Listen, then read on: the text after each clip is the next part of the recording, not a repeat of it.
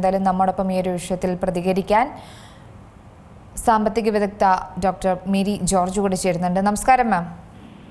നമസ്കാരം. ഇപ്പോൾ ജനുവരിയിൽ സംസ്ഥാനത്ത് സ്വർണ്ണവില റെക്കോർഡ് ഉയരം തൊട്ടിരുന്നു. ഒരു തുടക്കത്തിൽ 1,31,000 എന്ന മാന്ത്രിക സംഖ്യയിലെത്തി എല്ലാവരെയും ഒന്ന് ഞെട്ടിച്ചു. 2 ലക്ഷത്തിലേക്കുള്ള കുതിപ്പായിരുന്നോ എന്ന് തോന്നിപ്പിച്ച നിമിഷത്തിൽ നിന്നാണ് വലിയൊരു ഇടിവ് സംഭവിച്ചിരിക്കുന്നത്. ഇന്നും 2 വട്ടമാണ് കുറഞ്ഞിരിക്കുന്നത്.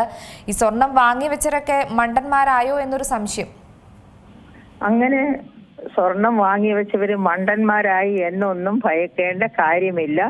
സ്വർണത്തിന്റെ വില ഇപ്പോ നിങ്ങൾ ഓഹരി വിപണി നോക്കുക. സെൻസെക്സ് പോസിറ്റീവാണ്, നിഫ്റ്റിയും പോസിറ്റീവാണ്. എന്ന് വെച്ചാല് ആഗോളതലത്തിലെ അന്തരീക്ഷങ്ങളുടെ മാറ്റം, വ്യാപാര യുദ്ധ അന്തരീക്ഷങ്ങളുടെ മാറ്റം മൂലം സ്വർണത്തിലേക്കല്ല മറ്റേ ഓഹരിയിലേക്കൊക്കെ നിക്ഷേപം നടത്തിയാൽ കുഴപ്പമില്ല എന്ന് തോന്നുക കാരണം കൊണ്ടാണ് സ്വർണത്തിലേക്കുള്ള നിക്ഷേപം കുറഞ്ഞു. അതുപോലെ വെള്ളിയിലേക്കുള്ള നിക്ഷേപവും കുറഞ്ഞു. പക്ഷെ ഇനിയും എപ്പോ വേണമെങ്കിലും ഇത് മുകളിലേക്ക് പോകാം. കാരണം ഇന്നത്തെ അവസ്ഥ ആയിരിക്കണമെന്നില്ല നാളത്തെ വ്യാപാരാവസ്ഥ. ഇപ്പോൾ തന്നെ ഇന്ത്യ ഫ്രാൻസുമായിട്ട് യുദ്ധവിമാനങ്ങളുടെ കരാറ് ഒപ്പിടാൻ പോകുന്ന സമയമാണ്. അതായത് ഇപ്പൊ US-ഉമായിട്ടുള്ള വ്യാപാര ബന്ധത്തിൽ കല്ലുകടി ഉണ്ടായാൽ പോലും ഫ്രാൻസുമായും മറ്റ് പല രാജ്യങ്ങളുമായി യൂറോപ്യൻ യൂണിയനുമായിട്ട് നമ്മുടെ കരാറ് ആയിട്ടുണ്ട് എങ്കിലും അത് നടപ്പിലാകുന്ന ഈ വർഷം എന്തെങ്കിലുമേ ആകുള്ളൂ. അങ്ങനെ നോക്കുമ്പോൾ വ്യാപാര രംഗത്ത് നല്ല സാധ്യതകൾ, ഇരുണ്ട ഒരു അധ്യായമല്ല, നല്ല സാധ്യതകൾ. അതായത് കഴിഞ്ഞ മാസം, അതായത് സ്വർണത്തിന് 1,31,000 പോയ സമയത്തൊക്കെ ആഗോള വ്യാപാര രംഗം കടുത്ത പ്രതിസന്ധിയിലായിരുന്നു. അപ്പൊ പ്രതീക്ഷയ്ക്ക് വകയില്ലാത്തതുപോലെ വ്യാപാര രംഗം വഷളാകുന്നത് കണ്ടുകൊണ്ടാണ് സ്വർണത്തിലേക്ക് തന്നെ കൂടുതൽ ഇൻവെസ്റ്റ്മെന്റ് വന്നത്. ഇപ്പോ ആഗോള വ്യാപാര രംഗം കുറച്ച് ശാന്തമായിക്കൊണ്ടിരിക്കുകയാണ്. ട്രംപ് തന്നെ താഴേക്ക് വന്ന് 18% ഇനി ഒരുപക്ഷെ അതിനേക്കാൾ താഴ്ത്തിയില്ലെങ്കിൽ പോലും ഏകദേശമൊക്കെ അതൊരു സമാധാനത്തിലേക്ക് എത്തുകയാണ്. ആ സാഹചര്യത്തില് സ്വർണത്തിന്റെ വില ക്രമേണ കുറച്ചും കൂടി താഴേക്ക് പോകാനാണ് സാധ്യത. പിന്നെ സ്വർണം വാങ്ങി വെച്ചവര് വിഷമിക്കേണ്ട.